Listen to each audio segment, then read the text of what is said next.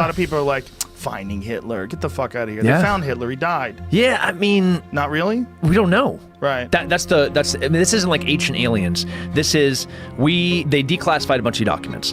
Both the Israelis, the British, and the Germans and Americans in the past 20 years have been consistently declassifying documents. And there were a bunch of specifically FBI documents that we were spending millions and millions of dollars actively searching for Hitler after the war, as was... Really? Yeah, like millions of dollars. Like Hoover was like, no, send more FBI agents to South America, to North Africa, go to the Canary Islands, go to Spain, trying to find out where this guy went. The Russians got the body, and they got his skull. And when they brought it back to Moscow, nobody has ever been able to independently verify who and what this body is.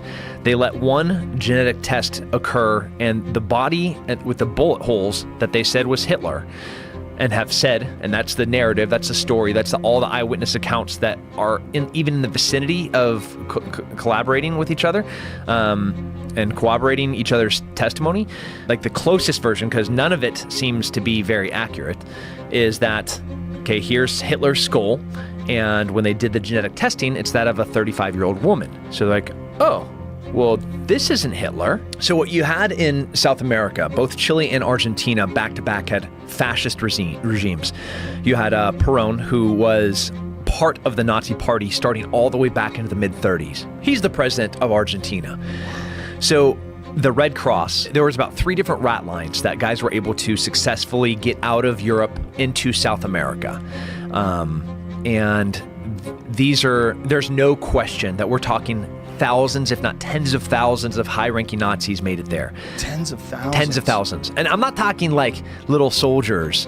I'm talking high-ranking Nazis. But what you got in South America were isolated German-only communities. You could go into Bariloche, Argentina, and I'd be like, "Buenos dias, amigos," and they're like, "Guten Morgen?" I'm like, "Oh, yeah, I meant good morning. Yeah, sorry, it's 2017, right? I thought we spoke Spanish here." So in 2017, you were there, and they were speaking German. Yeah.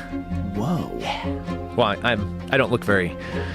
I might look more European than I do. So it's just them seeing me walking down the street and be like, wow. Yeah.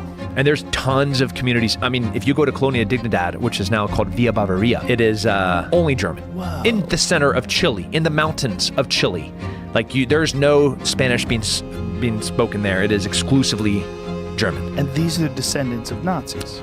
Powerful Nazis. Holy shit. Are there any legitimate eyewitness accounts of Hitler in South America? Absolutely, potentially. Whoa. Yep, eyewitness accounts. I saw him get off a boat. I saw him meet here.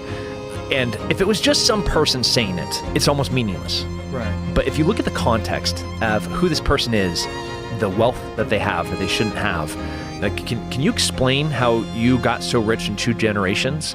Like, okay, your grandpa got here from Germany in 1946. That's weird. And he's on a legitimate visa with an Argentinian passport. Also weird. And now he's a war refugee that's now worth millions of dollars. How does this work?